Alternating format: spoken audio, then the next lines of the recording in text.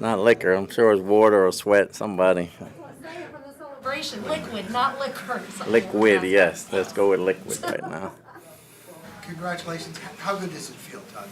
Oh, it feels great. You know, we went through a lot of ups and downs this year, a lot of injuries. Guys fought hard. We went through a hurricane, by the way, and with a lot of guys missing on both sides of the ball, it's even more gratifying throughout the year for us to come out on top this way. Take us through the discussion at the end there to get Mike the record. It was awfully close. It was a matter of what kind of pass we were going to throw, and I didn't want an interception. We talked about screens and slants and knew they were going to double them and motion them over, getting them open, and did a good job getting them. He's earned it. He's done everything for this organization and this team, and we're happy for him. When the ball landed in his hands, were you like willing for that yak? You know, willing for It him to was stay a upright? sigh of relief that we didn't turn it over.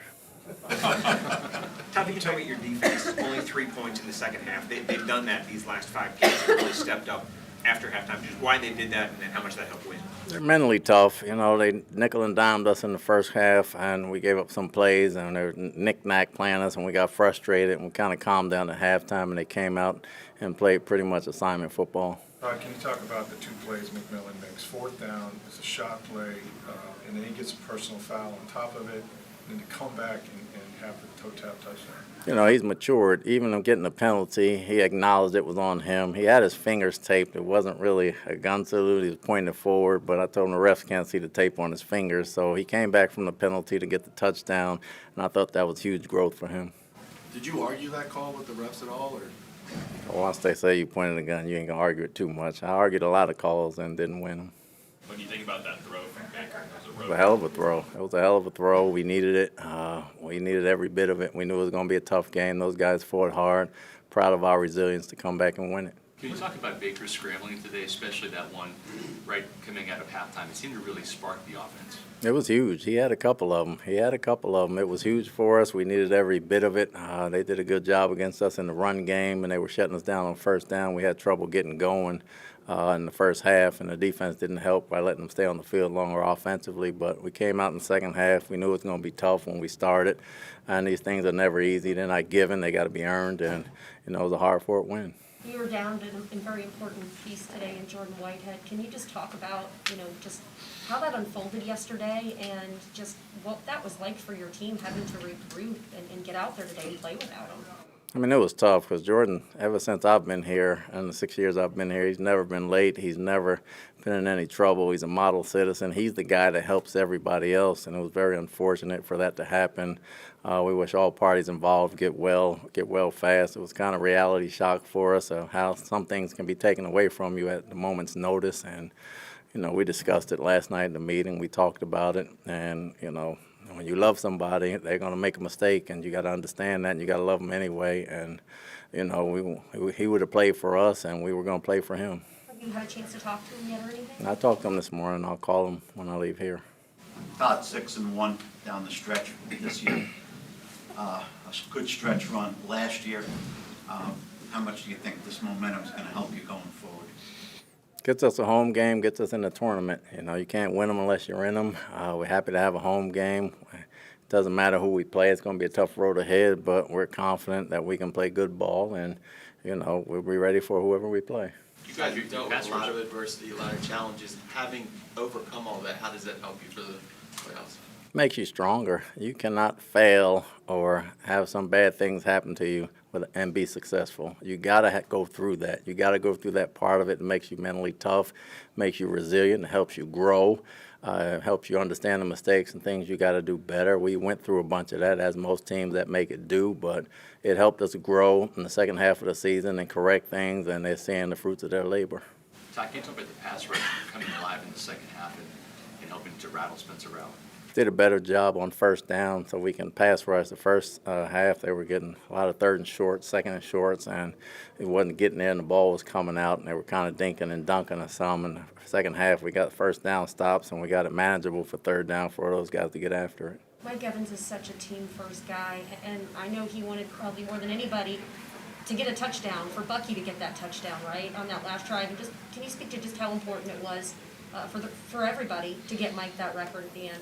It was huge. Everybody wanted them to have it. Obviously, Bucky with experience probably should have gone down, and we've talked about that. But we ended up getting off the field defensively, and he got another shot at it. So we're happy for him. At halftime, Todd, sometimes you leave it to your defensive leaders when the defense doesn't have a good first half.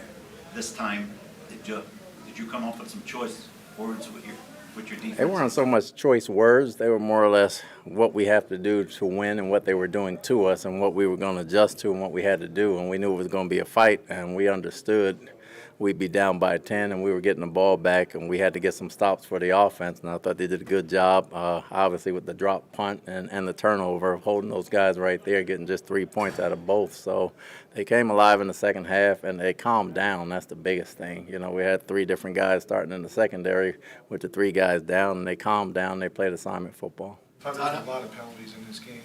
You think your team was just twitchy, just a little nervous in the beginning of the game, or what was it? Ton of penalties. Kind of shot ourselves in the foot offensively, gave them some plays, and when we didn't get the penalties, we had some positive stuff happen, but that can't happen going forward. You're not going to beat many teams like that.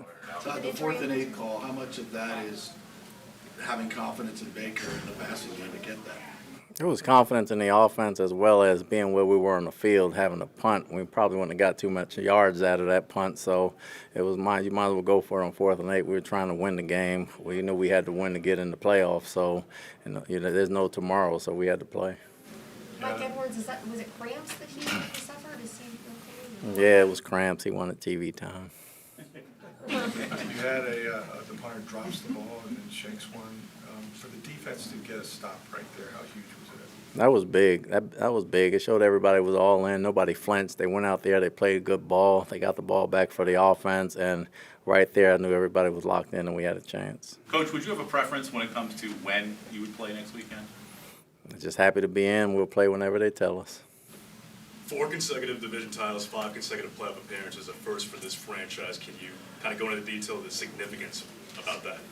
Says a lot about the organization. Obviously, the Glazer family, it starts with them. Says a lot about the organization with Jason and Brian Ford. Says a lot about the coaches doing a hell of a job with player turnover, getting younger guys ready, getting injured guys ready to play. It says a lot about the team and the guys that we bring in here and the type of guys that play and trust each other and understand what our goal is every year, and for nobody to flinch and not listen to any outside noise.